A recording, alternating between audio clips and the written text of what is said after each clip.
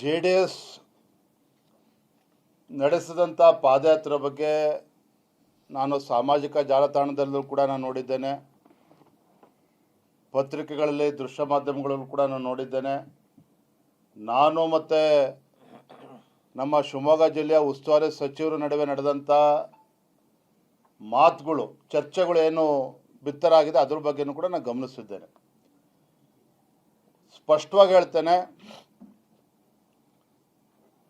ಬಿಡದಿ ವಿಚಾರದಲ್ಲಿ ಏನು ಕಾಂಗ್ರೆಸ್ ಸರ್ಕಾರ ಒತ್ತಾಯಪೂರ್ವಕವಾಗಿ ರೈತರ ಜಮೀನನ್ನು ಕಸ್ಕೊಳ್ತಕ್ಕಂಥ ಕೆಲಸ ಏನು ಮಾಡ್ತಾ ಇದೆ.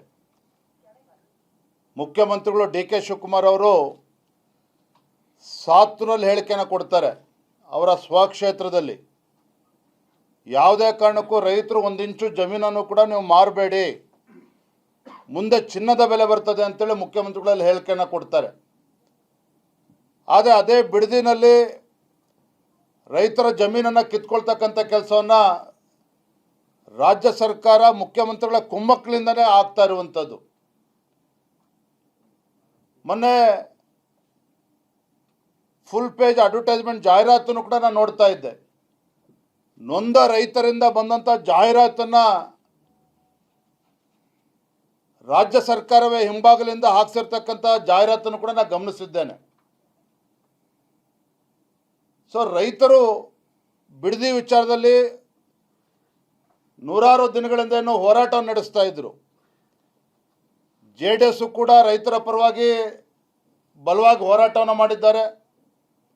ಭಾರತೀಯ ಜನತಾ ಪಾರ್ಟಿ ನಾವು ಕೂಡ ಇಲ್ಲಿ ಸ್ಥಳ ವೀಕ್ಷಣೆಯನ್ನು ಮಾಡಿದ್ವಿ, ರೈತರನ್ನು ಕೂಡ ಭೇಟಿ ಮಾಡಿದ್ವಿ. ಇಲ್ಲಿ ಫ್ರೀಡಮ್ ಪಾರ್ಕಲ್ಲಿ ಹೋರಾಟವನ್ನು ಕೂಡ ನಾವು ಮಾಡಿದ್ದೇವೆ. ಭಾಳ ಇಂಪಾರ್ಟೆಂಟ್ ಅಂತ ಹೇಳಿದ್ರೆ, ಮಹತ್ವದ ವಿಚಾರ ಅಂತ ಹೇಳಿದ್ರೆ, ಏನು ನಾವಿಲ್ಲಿ ಫ್ರೀಡಮ್ ಪಾರ್ಕ್ನಲ್ಲಿ ನಾವು ಪ್ರತಿಭಟನೆಯನ್ನು ಮಾಡ್ತಾ ಇದ್ವಿ. ಪ್ರತಿಭಟನೆ ನಡೀತಾ ಇದ್ದಂಥ ಸಂದರ್ಭದಲ್ಲಿ ನಮ್ಮ ಪಕ್ಷದ ಹಿರಿಯ ಶಾಸಕರುಗಳು, ಮಾಜಿ ಸಚಿವರುಗಳು, ಇಲ್ಲ ನಾವು ಇದನ್ನು ಪಾದಯಾತ್ರೆ ಮಾಡಬೇಕು, ರೈತರಿಗೆ ನ್ಯಾಯ ಕೊಡಿಸ್ಬೇಕು ಅಂತೇಳಿ ಅಭಿಪ್ರಾಯ ಪಟ್ಟಂಥ ಸಂದರ್ಭದಲ್ಲಿ ನಾನು, ಮಾನ್ಯ R. ಅಶೋಕ್ ಅವರು, ಚಲವಾದಿ ನಾರಾಯಣ ಸ್ವಾಮಿ ಅವರು ಅದೇ ವೇದಿಕೆಯಲ್ಲಿ ಚರ್ಚೆ ಮಾಡಿ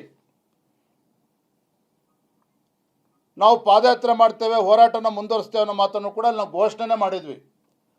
ದಿನಾಂಕವನ್ನು ಯಾಕೆ ಘೋಷಣೆ ಮಾಡಲಿಲ್ಲ ಅಂತ ಹೇಳಿದ್ರೆ, JDS ಜೊತೆಯಲ್ಲಿ, ಕುಮಾರಸ್ವಾಮಿ ಅವ್ರ ಜೊತೆಯಲ್ಲಿ, ಮುಖಂಡರ ಜೊತೆಯಲ್ಲಿ ಮಾತನಾಡಿ ಆಮೇಲೆ ದಿನಾಂಕವನ್ನು ಘೋಷಣೆ ಮಾಡಬೇಕು ಅಂತೇಳಿ ನಾವು ಅದನ್ನು ದಿನಾಂಕವನ್ನು ಘೋಷಣೆ ಮಾಡಲಿಲ್ಲ. ಆದರೆ ನಾನು ಹೇಳಬೇಕೋ ಬೇಡ ಗೊತ್ತಿಲ್ಲ, ಆದ ನಂತರದಲ್ಲಿ ಮಾಜಿ ಪ್ರಧಾನಮಂತ್ರಿಗಳ ಧರ್ಮಪತ್ನಿಯವರು ಚೆನ್ನಮ್ಮ ಅವರು ಆ ಘಟನೆ ಆದಾಗ ಸೊ ಆ ಕಾರ್ಯಗಳೆಲ್ಲ ಮುಗಿಲಿ, ಆಮೇಲೆ ದಿನಾಂಕ ಚರ್ಚೆ ಮಾಡಿ ದಿನಾಂಕವನ್ನು ನಿಗದಿ ಮಾಡಬೇಕು ಅಂತ ನಾವು ತೀರ್ಮಾನ ಮಾಡಿದ್ವಿ. ಇದು ವಾಸ್ತವಿಕ ಸತ್ಯ. ಮತ್ತು ಮಾನ್ಯ ಕುಮಾರಸ್ವಾಮಿ ಅವರೇ, HD ಕುಮಾರಸ್ವಾಮಿ ಅವರು, ನಮ್ಮ ಕೇಂದ್ರದ ಸಚಿವರು ನನಗೆ ದೂರವಾಣಿ ಕರೆ ಮಾಡಿದರು.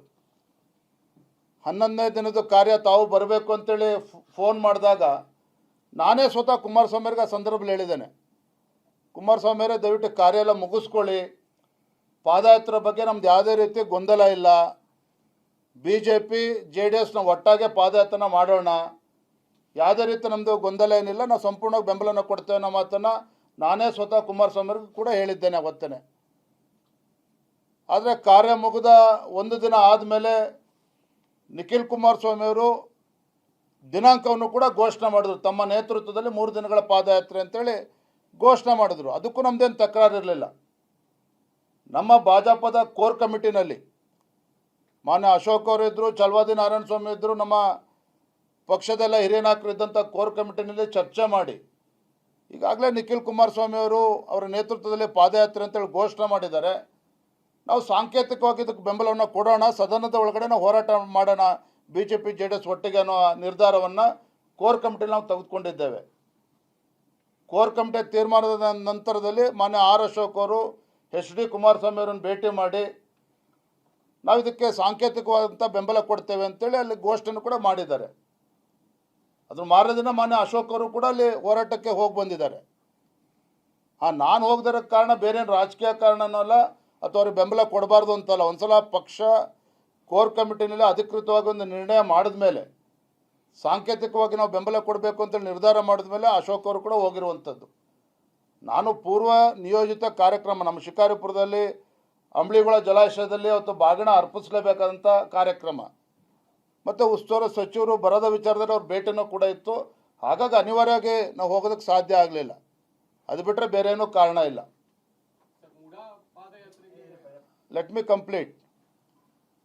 ಅದಾದಮೇಲೆ ಮಧು ಬಂಗಾರಪ್ಪನವರು ಶಿವಮೊಗ್ಗ ಜಿಲ್ಲೆ ಉಸ್ತುವಾರಿ ಸಚಿವರು ನನ್ನ ಮಧ್ಯೆ ಆದಂಥ ಚರ್ಚೆಗಳು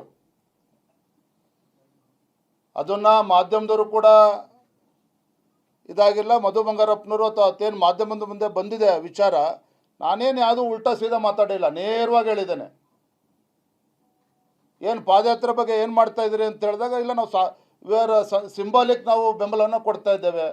ಆರ್ ಅಶೋಕ್ ಅವರು ಕನ್ನಡದಲ್ಲಿ ಹೇಳಿದ್ದಾರೆ, ಸಾಂಕೇತಿಕವಾಗಿರ್ತಕ್ಕಂಥ ಬೆಂಬಲ ನೀಡ್ತೇವೆ ಅಂತೇಳಿ ಬಹಿರಂಗವಾಗಿ ಪತ್ರಿಕಾ ಮಾಧ್ಯಮದ ಸ್ನೇಹಿತರ ಮುಂದೇನು ಹೇಳಿದ್ದಾರೆ. ನಾನು ಅದನ್ನು ಸಿಂಬಾಲಿಕ್ಕಾಗಿ ನಾವು ಸಪೋರ್ಟ್ ಮಾಡ್ತಾ ಇದ್ದೇವೆ ಅನ್ನೋ ಮಾತನ್ನು ಹೇಳಿದ್ದೇನೆ. ಇಂಗ್ಲೀಷು ಕನ್ನಡ ಅಷ್ಟೇ.